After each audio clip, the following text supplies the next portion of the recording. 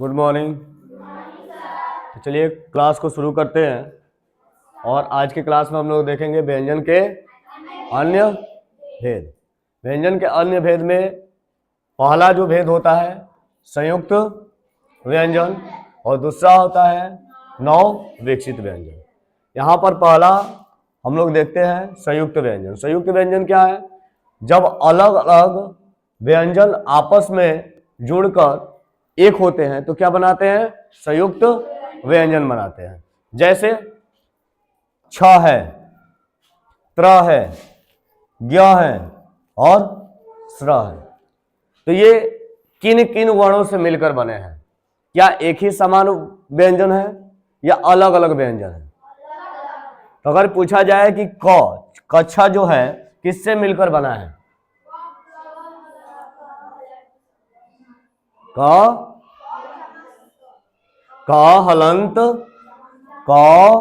हलंत जमा मूर्धानी स।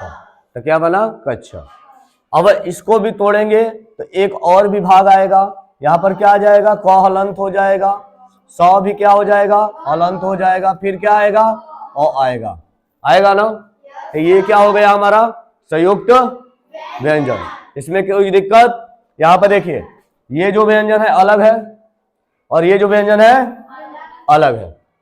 तो ये क्या कह रहा है? अलग अलग व्यंजन जब आपस में जुड़कर संयुक्त ध्वनि उत्पन्न करते हैं तो उसे क्या कहते हैं? संयुक्त व्यंजन कहते हैं। आगे चले। अब देखिए यहां पर जैसे कच्छा, कच्छा किस किस से बना? तो अगर यहां पे पूछा जाए कितनी ध्वनियां हैं तो 3 ध्वनियां हैं। कितने वर्ण है? व्यंजन कितने व्यंजन हैं? तो 2। और कितने वर्ण हैं? तो 3। ध्वनिया पूछेगा तो 3, वर्ण पूछेगा तो 3, लेकिन व्यंजन पूछेगा तो 2। क्योंकि ये भी क्या है? वर्ण कहलाएगा। ये भी क्या कहलाएगा? वर्ण कहलाएगा। ये भी क्या कहलाएगा? वर्ण कहलाएगा। ये भी क्या कहलाएगा? ध्वनि कहलाएगा। ये भी क्या कहलाएगा? ध्वनि कहलाएगा। ये भी क्या कहलाएगा? ध्वनि कहलाएगा। लेकिन ये दोनों क्या कहलाएंगे? व्यंजन कहलाएंगे। ठीक इसी प्रकार से त्र किससे बना है? त और र। त हलंत जमा र हलंत जमा अ।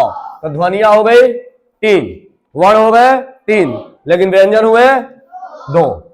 समझ में आया? इसी तरह ज्ञ किससे बना? ज हलंत जमा य जमा अ। हलंत लगा के तो ध्वनि कितनी हो गई? 3। वर्ण कितने? व्यंजन कितने हो गए? 2। यहां पे स्र का देखिए, स्र का भी क्या हुआ? स्र हलंत जमा र हलंत जमा अ। तो क्या बना? स्र। वर्ण कितने? 3। ध्वनि कितनी? 3। और व्यंजन कितने? 2। समझ में आया? अब देखिए कभी कभी पेपर में होता है कि कच्छा का पहला वर्ण क्या है, लेकिन हम लोग क्या करते हैं? वर्णमाला में जाते हैं और देखते हैं कि कच्छा से पहले क्या आता है। ठीक है? कच्छा का अंतिम वर्ण क्या है? वर्ण अ। अंतिम व्यंजन क्या है? समझ में आया? तो पेपर में क्वेश्चन कैसे घुमाएगा एग्जामिनर, ये इंपॉर्टेंट है। समझ में आया? तो ये बड़ी थोड़ी हाई लेवल की बातें हमने यहां पे कर दी, लेकिन समझ में आया कि नहीं आया? आया ना? कोई दिक्कत इसमें? अब इसके बाद हम चलते हैं कहा? अन्य व्यंजन। यानी कि किसमें? अन्य भाग में जब जाएंगे तो क्या मिलेगा? स्वनिम ध्वनि। अब स्वनिम ध्वनिया क्या है? तो स्वनिम ध्वनिया को अगर हम देखा जाए, पीछे अगर हम चले तो पीछे में देखिए हमने किस किस नामों से जाना स्वनिम ध्वनिया को? इसको नव विकसित व्यंजन कहा, उत्क्षिप्त व्यंजन कहा, द्विगुण व्यंजन कहा, स्वनिम ध्वनिया कहा। हमने डायरेक्ट क्या लिख दिया? स्वनिम ध्वनिया, क्योंकि ये दो जो वर्ण है ये नए हैं। जैसे उत्क्षिप्त और स्वनिम, ऐसे द्विगुण और नव विकसित को बार बार आप देख रहे हैं, किसी ना किसी बुक में देख रहे हैं। लेकिन अगर मान लीजिए कह दिया कि उत्क्षिप्त व्यंजन बताइए तो कहा तो पते ना है, होगा ना? स्वनिम ध्वनिया बताइए, अल्लाह सर जी नहीं पढ़ाए हैं, ये कहां से आ गया? तो ये क्या है, नौ विकसित ही द्विगुण ही उत्क्षिप्त कहलाता है या स्वनिम कहलाता है। इसलिए हमने वहां पे डायरेक्टली क्या लिखा, स्वनिम लिखा। अब स्वनिम क्या है, तो ड और ढ, जो बिंदी लगा हुआ, बिंदी जो लगा हुआ ड और ढ देखते हैं तो क्या कहलाता है, स्वनिम ध्वनिया कहलाता है। वो क्या हो जाता है, स्वनिम ध्वनिया कहलाता है। अब इसमें क्या है, स्वनिम ध्वनिया कहां से आती है, तो स्वनिम ध्वनिया ये दोनों दो ध्वनि है, ये निकलती कहां से है, ड और ढ, और ड ढ कहां से निकलता है, ट वर्ग से। अब हम यहाँ पे पूछे कि ट वर्ग का उच्चारण स्थान क्या है,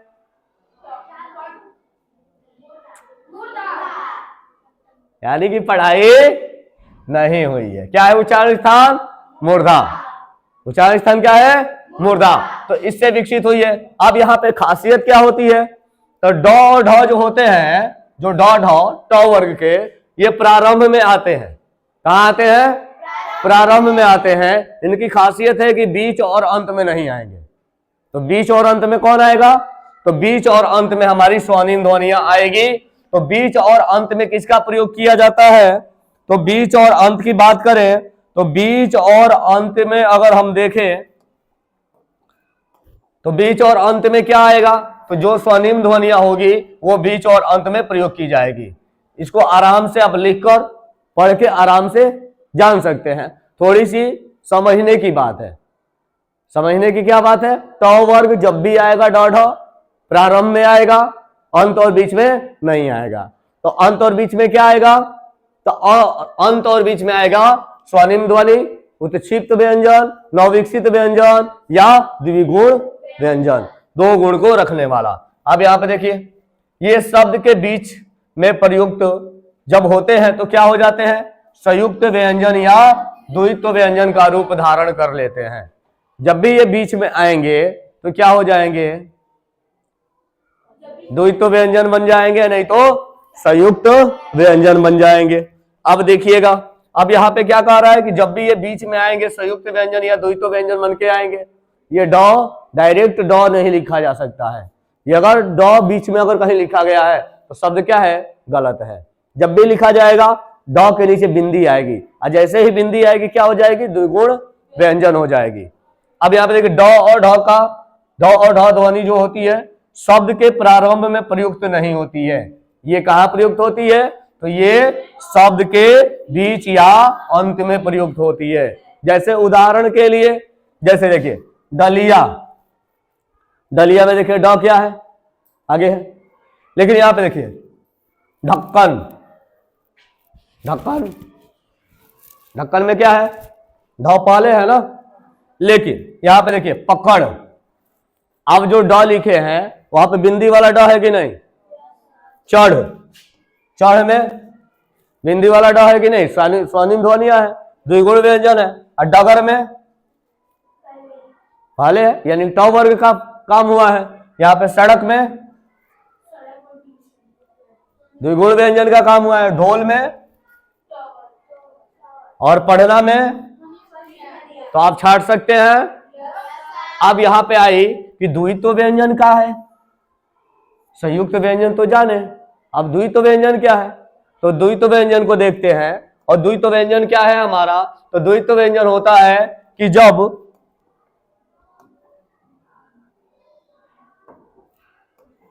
क्या कर रहा है कि जब एक व्यंजन ध्वनिया अपने ही समान अन्य व्यंजन ध्वनि से मिले, जब एक व्यंजन ध्वनि अपने ही समान किसी व्यंजन ध्वनि से मिलती है तो क्या बनाती है, द्वित्व व्यंजन का निर्माण करती है। जैसे उदाहरण के लिए आपके सामने दिख रहा है, क्या दिख रहा है, पक्का। अब पक्का क्या है, पक्का क्या है, द्वित्व व्यंजन है। पक्का क्या है, द्वित्व व्यंजन है, क्योंकि क के बाद क अपने समान है। यहां पे शक्कर, चक्कर, टक्कर, सच्चा, कच्चा, खच्चर, ये क्या कहलाया, द्वित्व व्यंजन। जब अपने समान व्यंजन से मिले तो द्वित्व व्यंजन का निर्माण करे, जब अपने समान व्यंजन से ना मिलकर किसी अन्य व्यंजन से मिले तो संयुक्त व्यंजन का निर्माण करे। तो अब चलते हैं अगला हमारा, इनके बीचों का अंतर क्या है। इनके बीच का अंतर क्या है, द्वित्व व्यंजन तथा संयुक्त व्यंजन के बीच का अंतर क्या है। तो दोनों का अंतर अधिकतर पूछा जाता है कि दोनों में अंतर क्या पाया जाता है। तो बताइए कि अंतर आप क्या बताएंगे। पहला तो हम डिफिनीशन दे देंगे इसका अंतर, पहला इसका डिफिनीशन अंतर हो गया। अब दोनों में देखिए डिफिनीशन में थोड़ा सा अलग लिख लिया गया कि जब अलग अलग व्यंजन ध्वनियां आपस में जुड़ती है तो संयुक्त व्यंजन कहलाती है। जब अलग अलग ध्वनियां आपस में जुड़ती है तो संयुक्त व्यंजन कहलाती है। ये कह रहा है कि जब एक व्यंजन ध्वनि अपने ही समान अन्य व्यंजन ध्वनि से जुड़ती है तो द्वित्व व्यंजन कहलाती है। बस एक याद हुआ तो दूसरा याद हुआ कि नहीं हुआ। अब दोनों में अंतर क्या है, तो उदाहरण दे सकते हैं कि ये जो संयुक्त व्यंजन है ये क्या है, आश्रम है, आज्ञा है, श्रवण है, अक्ष है, पत्र है और यक्ष है। अब इसी तरह इधर अगर उदाहरण में आए तो अगर क्या हो सकता है, पक्का, शक्कर, गल्ला, सज्जा, छज्जा, कुत्ता, बिल्ली, दिल्ली, मक्का। तो ये हमारे क्या हो गए, द्वित्व और संयुक्त व्यंजन के अंतर। किसी को कोई दिक्कत है तो बताएं। तो हम व्यंजन के पार्ट को क्या कर दिए, समाप्त कर दिए। अगले पार्ट में हम लोग देखेंगे वर्ण में एक चीज छूटा हुआ है, तो बताएं वो क्या चीज पढ़ना है, अयोग वाह। तो अगला जो क्लास होगा उसमें हम लोग देखेंगे अयोग वाह। इसके बाद अयोग वाह खत्म होने के बाद उच्चारण स्थान, और उच्चारण स्थान में हम दोनों चीजों को देखेंगे, स्वर और व्यंजन को। किसी को दिक्कत है नहीं तो क्लास को यहीं पे समाप्त किया जाता है। अगले क्लास हम लोग चालू करेंगे अयोग वाह। ये नन्हे फूल ही एक दिन नया भारत बनाएंगे, इरादा कर लिया है हम इन्हें ऐसा